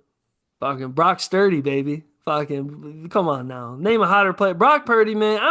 I'm gonna say it. Let me get in my bag for this because the Niners are rolling hot. Man, I am tired of the shit against Brock Purdy. When are you guys gonna accept the fact the boys can fucking ball? Now he's not as consistent as most. I get it. I get it. But you know what? With the O line he has and the situation he has around him with the moving parts, that boy balls the fuck out. I don't give a fuck. All that shit about Mac Jones, all that shit about anybody else. You know what's also funny? Watch out. Look at all the backups that don't get to play but end up having great careers somewhere else. Sam Darnold sat behind him. Mac Jones just sat behind him. He's going to go somewhere. People want Mac Jones. He'll probably be one of the hottest QBs, I think, that Yeah. hasn't started this year. Like, Brock Sturdy, getting after it, getting crazy. Chris McCaffrey needs to heal. His back is in pieces. Honestly, I'm nervous for this game because as much as I'm excited for the opportunity to take the NFC, get the bye week because I think we need it the most. Um, Man, why can't we just go against somebody that's just buns, bro? Like, why does CMC got to touch the ball again a million times? Like, no, bro. I have this bad feeling that we're gonna be able to win a game like that, but it's just at what cost? You know what I'm Yeah. saying? Like, at what cost are we gonna win a game like that? We've done it before. We'll do it again. Oh man, but the Browns going into the Bengals. I think the Browns will talk a lot more when we get into the all season because they're gonna be cooking. Um, but season review. I'll go with Clark first. Clark. How is the temperature for you when it comes to Cleveland? You got one last game against the Bengals. You're back in no man's land. You don't even have a good draft pick while having one of the worst records in the league. Where are you at, Clark? Where we at? Where we at? We near Jimmy Haslam's house yet? Like where we at? Oh yeah, we've been near his fucking house, dude. I was just around. I actually not gonna say that, uh, Yeah, I'm about to say. uh, I was at the like I said, I was at the game Sunday. Shador had some. I didn't watch any of the highlights, so I was from seeing in person. Looked like he had some really really nice throws. That I was like, fuck yeah, dude. But then he also had some where I was like, Jesus H Christ, brother, what are you fucking doing, homie? I wouldn't even make those fucking throws. Like he was really lucky. He almost had a pick six that would have changed the game. I'm a little drunk. I was a little drunk, so I don't remember when exactly it was. I think it was second half or something. But they won the fucking game. I don't know.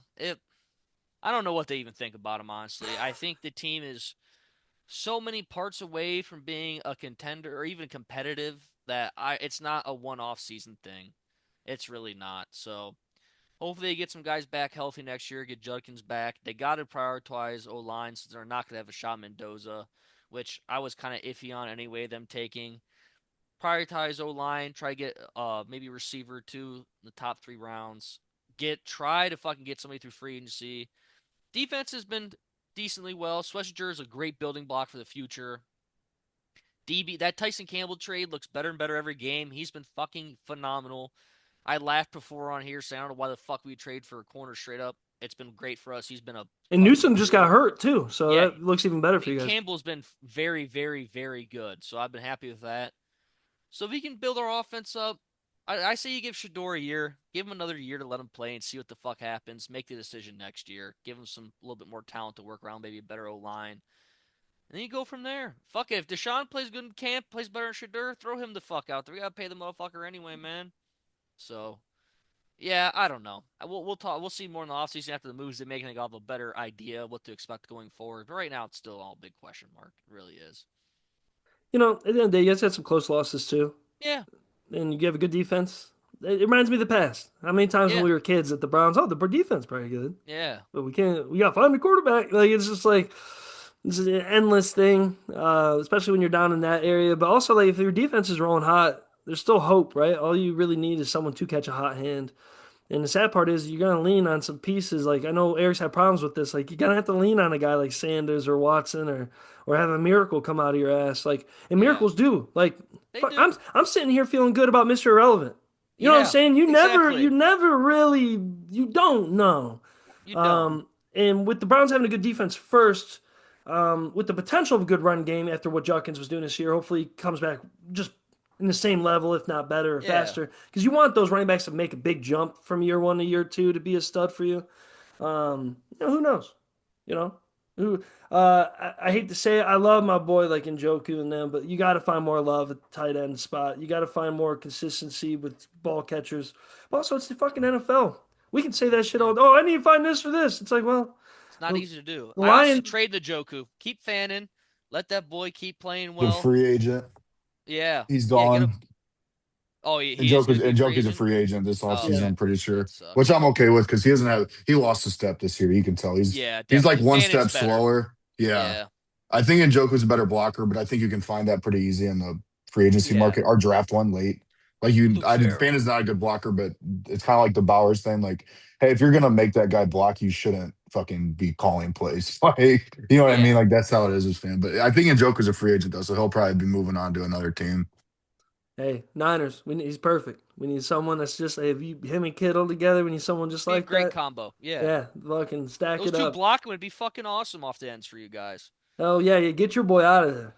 Yeah. Actually, he's been playing nice though. I ain't gonna lie. Yeah, he's been fucking very good. I'm happy for him. And like he was on the team, off the team, cut at times. Like I love that shit. Fuck, he's Ohio boy. Like that's nice. Yeah, go Browns, man. I mean, honestly, you guys, it's gonna be interesting. Honestly, I'm excited selfishly because you guys are gonna make our off season so fun. Even like the Lions will be fun with how they go about things in the off season. I think the off season will be fun for the Niners as well. So I can't really complain. Like we're gonna have a good time. But right now we got playoff football, baby, ready to roll. Who do you guys like? We'll go around. Eric, man, who do we like? Like where are some teams that you like a lot to win it all right now? Let me do Browns talk quick too. Oh yeah. You're good. So like I don't like nothing good for me happened. That you guys know I've been fucking about April since week 3. Like it hasn't been about shit this season. And like that Pittsburgh game, man, like I think Pittsburgh's now 1-7 in the last 8 in Cleveland without Big Ben. I'm pretty sure that's their record. So I'll feel a lot better about the win if the Ravens beat them this week. Because like we made that possible. But if Pittsburgh wins this week, it just makes it even more meaningless. You know what I mean? And I don't know if you guys watched the Ravens this year, but they're a fucking hot mess. The pick thing, like obviously it's gonna be harder to get a quarterback when you're sitting around like pick 6, pick 7, because that's what I still want a quarterback. I don't care. Like nothing else moves the needle as much as a quarterback does. And even like the Sanders thing, like if they want to stick with them, that's fine. But I still think you gotta prioritize the draft, trying to get one in the draft, and still prioritize signing another vet and like make him win the job. Like, I don't think you can go into this offseason and tell yourself after next week, like, hey, Sanders is starting week 1 next season. It's like, dude, no, sign somebody, make him win the job again. Like, there's nothing wrong with that, making guys compete. I just think it'd be a really bad plan to just go in with, like, hey, we're playing him and Watts is going to back him up. Would be like, no, dude, like go get another vet, let them compete. If Sanders wins the job, cool. You know what I mean? Like, I would just be really upset if they got that lazy about it. Like, yeah, Sanders is starting because then you're just hooking it up to him again and just be like, we're gonna watch and see. But I don't know. I think this time next week, Stefanski's gone. I don't know if he'll be fired. I think it's gonna be like a mutual parting of ways. I don't know. We'll have to see because of contracts. Because I don't know if Kevin will give up that contract unless he's confident he gets another job. Apparently, the Giants would be super interested, which would be hilarious. But yeah, I mean, so and at this time next week, I think we'll be talking about a new head coach for Cleveland, which will change the vibe around the team. And yeah, man, like you said, Jack, we'll be here all off season. Yeah. So Hey, Schwartz said he's down to coach again, head coach. no, I'm good on that. I'm good on Yeah, that, brother. he's down to bring it back. Um, Speaking of coordinators, Keegan, I didn't run that by you. I'm excited to see you guys get a new offense coordinator.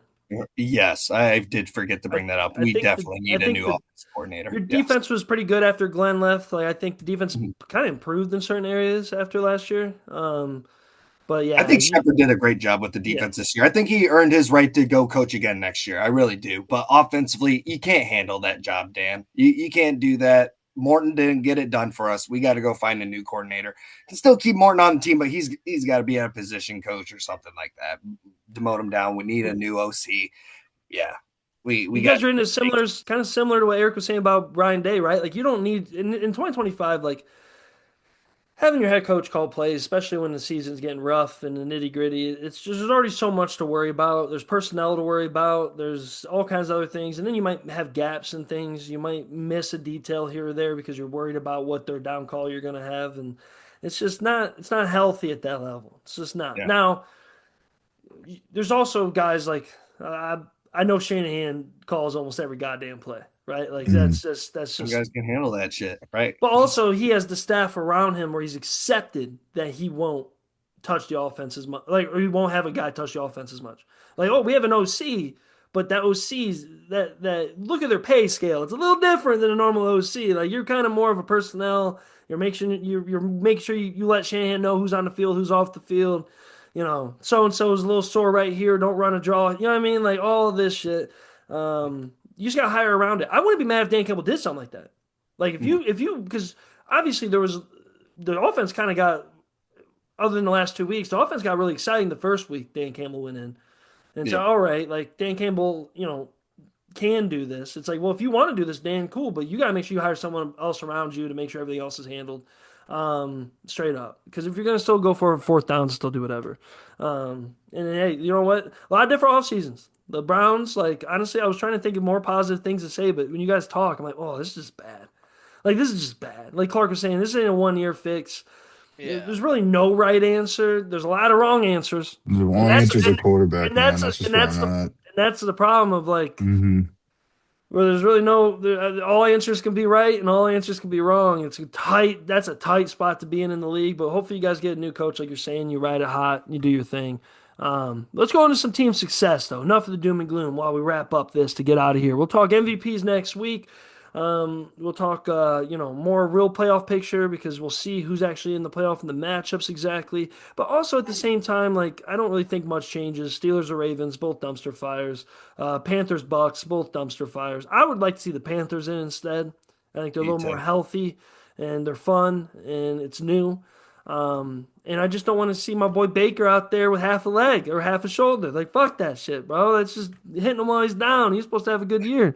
Um, but my favorites, of course, other than the Niners, I think the champion will come out of the NFC. I think the AFC has too much to prove. I think the Patriots have too much to prove. Jags have too much to prove. Broncos. Not saying they can't do it. I love the Texans as well. It's just there's a lot of fresh faces in that situation compared to the NFC, and I just trust the NFC a little bit more with that. But right now, if you had to put a gun to my head, who's going to make it to the championship? I'm going to say Texans Niners. We're going to run it back with those. I want to see Ryans versus Shanahan. Because I think if you roll out football right now and tell these teams to play, I don't think the Broncos really can do much against the Texans consistently. Are they going to win late against them? Maybe. Their defense is good enough to stop Stroud pretty well. Who knows? Patriots, they're fun too, but I mean, I don't like the low-hanging fruit of nitpicking schedules in the NFL because Mhm. it's just to me it's very It's not simple. like it's college football. Yeah, It's not comparable exactly. to college football. Yeah, but also it's like in the playoffs, I believe it matters. Yeah, and that's I think that's totally fair Yeah, because that's when you're going to play the best teams anyway. in the craziest environments, in the late game situations, your schedule of Hmm. your day changes. It's now 1 o'clock kickoff. It changes a lot. You might have a Saturday game that changes a lot. Like, do you have the vets in place to handle that? I don't know. I just like Eric said earlier. I like the Texans. I like the Texans a lot. Bills are scary too, but I don't know, man. Like they don't have enough around Adams. Shout out to Adams The, for being a homegrown guy. Like not getting too pissed about it either. the only reason I want to ride the Bills is because Josh Allen has to be licking Allen. his Yeah. fucking chops that he Yes. doesn't have to go through Patrick Mahomes or Joe Burrow or Lamar Jackson maybe. He's Yes. just got to be licking his chops like, oh, I got to be Bo Nix. And I'm no hate to Bo Nix. He's just still a young guy. I think he's a good quarterback. I'm just saying like he's just got to be licking his chops. Be like, oh, CJ Stroud, I could take the Texans. Yeah. Like, you know what I mean? Like He's looking at it as I could take any defense, but what offense is going to score against me? yeah, That's exactly. what broke his heart every Exactly. year the last set Yep. of years. What were you say, Keegan? You're good. I just wanted to say this real quick. It's actually interesting that you said Texans and Niners in the Super Bowl at the end there, because I'll say this, like, I think Texans would win it all in that scenario. Like, I think you guys could beat anybody else from the AFC except that Texans team, just because that fucking defense. Like, I feel like just somehow their defense would stop you enough, and then CJ Stroud would just get enough points to like pull off a fucking That's what happened Super Bowl already. win. They beat the Nuts. they beat the shit out of us earlier this year. I think Yeah. they held the ball like 70%, almost broke like an NFL record of Yeah. time of possession. That's what you'd have to do to beat them because their offense isn't super great, but their defense is good enough. It'd be like a fucking 10-7 Yeah. fucking game. That's what it'd Yeah. be. And that's if the Texans are healthy too, because Yeah. Nico can't stay healthy for more than 2 games it Yeah. seems this season, and that sucks, man. Because you don't want that to decide a playoff game. No, and that's what's going But to happen. hopefully they get back healthy. Yeah, That's my exactly. pick right now because I just know, like you guys are saying, injuries, losses, Mhm. problems. I'm not saying it's going to be my pick for sure once the playoff rolls out, but that's the one I want to see because I'm like, fuck, like these other teams are fun and cool and new, like they're back, the Broncos and Patriots and stuff. But I'm like, fuck that. Fuck that noise. Texans have been riding this train for 3 years now. Sit down and wait your turn, young bucks. Like CJ Stroud deserves this. I really do Who's believe more it. of a threat in the playoff this weekend, Ravens or Steelers? Because I'll That's be a good. honest, I kind of like with your point earlier, Jack. I think if Steelers go in, they're getting bounced first round. I think somehow if Ravens could get that momentum, I feel like they might have a better shot in the playoffs this year. Yeah, For some weird yeah. reason, even though they've They're been more sucking all bipolar for regular sure. Like Like they could, I don't trust either team, obviously, with how bad the Ravens look. But if I have to bet on somebody, I'm gonna bet on Lamar Jackson. You know yep. what I mean? Like that's just that simple for at least how I think. Even though their defense is fucking god awful and the vibes seem low with that team too. Like I think they just announced today that Lamar's playing this weekend because he was questionable all week again. So hopefully he stays healthy. But yeah, definitely Ravens in that scenario, just because I would bet on Lamar over Aaron Rodgers and Pittsburgh's offense that goes stale over and over again. You know what I mean?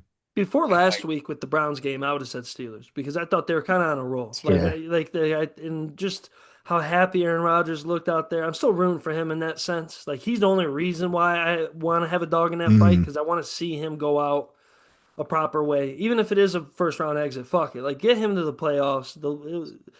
Like kind of Eric saying, like I trust the Ravens almost a little more because they're bipolar, right? Like they could turn it on. I don't think the Steelers have shown us they could turn it on. They show us that they can win games. But the Mhm. Ravens can turn it on.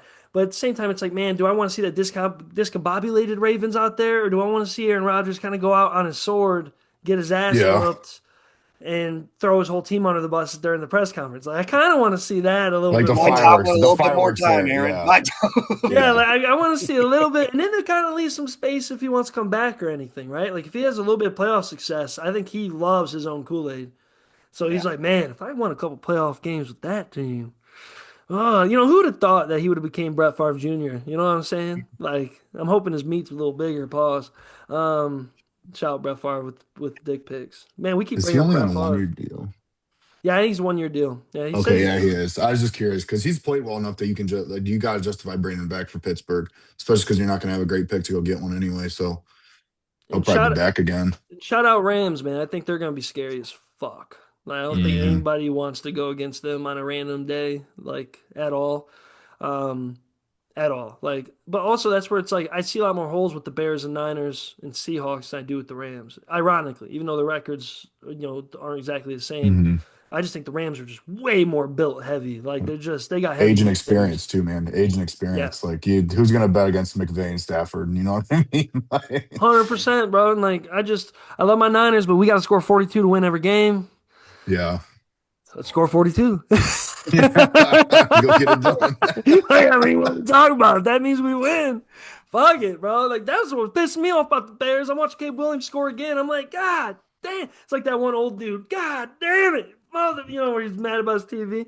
Like, that's where I was like, what in the, like, we would score, and then, like, I'm like, okay. Like, cool, we scored. I thought we won the game. Nope, the Bears scored again. I'm like, okay.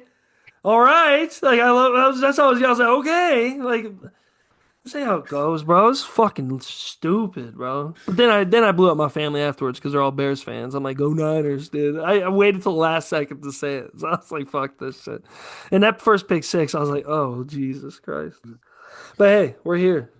Go Niners. Go Niners. You guys got anything else though before we wrap up? That was a nice one. It's weird. We got daylight out. I was like, man, I could keep rolling, but I'm like, I'm not nearly as tired, but Oh, we're out here during the day. I'm not used to drinking coffee while we're on the pod. That threw me for a Yeah, loop that's how I today. was boosting me up. A little different than my Jameson I We usually missed you, have. TJ. We missed you, TJ.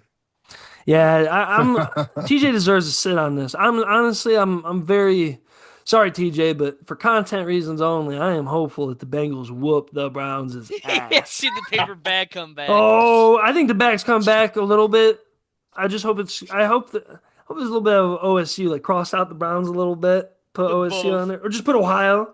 Yeah, Ohio itself. And just get a plethora of Cavs shit talking, Indian shit Yeah. talking, Guardians, and Indian shit talking. I'll double down. Fucking Browns, you know what I mean? Fucking, hey TJ, we're thinking of you, This is bud. this is what Cleveland should have done last week. And Joku, Fannin, and Swetsons are all out this week. Oh God. Line them out. So Sunday's gonna be fun. No one So is should play that Batonio game. and Teller, I think. I don't think anybody that's a stud should be in that game on both sides of the ball. I think we should see Chase in Oh a no, nice absolutely little not. Nike one I piece. wouldn't even play the rookies, bro. Like, no No, risk injury for next season, like Judkins did. there's Like Judkins happened a little bit earlier, but at this point, it's like, hey, go sit at home. I Like, know suck a dick Jugs. for a week. Yeah, he was supposed to be your biggest bright spot on the offense going next year, and now he's hurt, right? Like that's how fast this shit happens. Hell, same thing for you, Keegan. Like honestly, like I'm a little worried. A lot of talk going around town that Montgomery is gonna leave because they're just we called it. We knew Gibbs would get his share. We knew this is his. He's going to his third year. He's gonna get his share more. And it sucks because you want to keep that double headed snake, but Montgomery still got some fresh legs on him. He could play somewhere, right? Oh, he definitely could, and he could get way more carries. So I wouldn't blame him because that probably would be the better move for his career in the long run, man. But Money. God, yeah, I get it. I'll just say this: if that does happen, Brad Holmes, please capitalize with the money and get a position that we really need. And I mean, like, don't get another fucking running back. Like, I mean, like, I'd rather see that money go to a fucking D lineman. I'm being honest. Like, we don't need the dual threat back. Gibbs is good enough on his fucking own. Get another decent power back. Just take some beatings here and there. But freaking, you don't. As much as I don't want to say this because I love having Montgomery, we don't need him though either. Like, we could be fine without him and have Gibbs. So You will never hear Coach Keegan Lowe say that again about a run game, ladies and gentlemen. I hope you all No, appreciated that. That will never come out of his mouth again. 100%. when the money's getting tight, then the opinions change a little bit. Because we're losing games. I'm pissed. Hey, hold on, we might have to rethink some shit. You can only play run. There's only I one love running that. back at a time, but there's God, four that's D so linemen funny. out there. Oh, I fucking love it. I'll take him, bro. I'll give you fucking Boza with one leg if I have to, bro. I don't give a fuck, dude. That's what sucks when you get the free agency market because then it's like, fuck, dude. Like, let's start trading people. You know what I mean? Like, hindsight's always 2020. Like, hell, I was talking about with the Browns when we first started this pod, I was like, man, they got to trade Nick Chubb. They got to trade Nick Chubb. They got to trade Nick Chubb. Now, I'm not Nostradamus. I didn't see him. I wasn't imagining, Fitz tearing his leg in half of that Steelers game. That was the worst Mm. cheap play I've ever fucking seen. But still, this is what happens, though. You know what I'm saying? If you live in that gray area, it's so scary. It's like, what can leap us to success and what can leap us downhill? And like, that's where I was saying, don't reach. Sometimes it's better just to keep the pieces and roll the dice. I mean, Niners did that a lot. We didn't really get a lot of the pieces we should have gotten, but it almost helped out that we didn't. It's like, all right, let's keep the core intact. These boys know how to ride together. That's my biggest worry. As long as we can keep the core intact and just let a few guys go that we don't need anymore, specifically Davenport, and then freaking add a few more extra little pieces, but don't fucking overspend. Just don't fucking do that. Yeah, don't put yourself in a pickle where you got to worry about cap later and the team needs more people still. Please. Yeah, and I mean, I think Niners are like number 2 or whatever in dead cap space. We're right there, baby. We got a bunch of money not being spent. Hey, maybe after the IU thing, we getting some cash back. You know what I'm saying? Like, we getting some of that money back. Come on, give it back. We got a receipt for this bad boy. Like, also, that's the other thing you don't want, because these young guys you love so much because they're young guys. Next thing you know, they turn into pieces of shit, and you're like, dude, what the fuck? You're supposed to be good for us, and now you're just not showing up. That's what happens. That's what happens. Hell, I know Myles Garrett's getting a lot of love, but if his year would have went anywhere different, that guy would have been hated. Oh yeah. Yeah. Like, honestly, if next year goes wrong, he's still gonna be hated. Like, he's on a ticking time bomb for the Cleveland fans that absolutely hate his guts because of how much money they spent on him. Now I know that they're able to try and make some room for that down the road, but yeah, fuck it. All right, Clark, you got anything else before we go, bro? Go Irish. We would have won the Natty Yep. this year, but it's okay. Nope. All set, brother. Hell yeah, dude. Hell yeah, look at me. I'm feeling like Buffalo Bill when he pushed Actually, was mad. I thought about even doing it. I'm like, I won't do this till after I'm off camera, and I'm over here like, Oh, Jacksonville. Jack. Yeah. You got anything, Eric, before we go? I'm all good, boys. All right, this is another episode for the new year 2026 from the deep.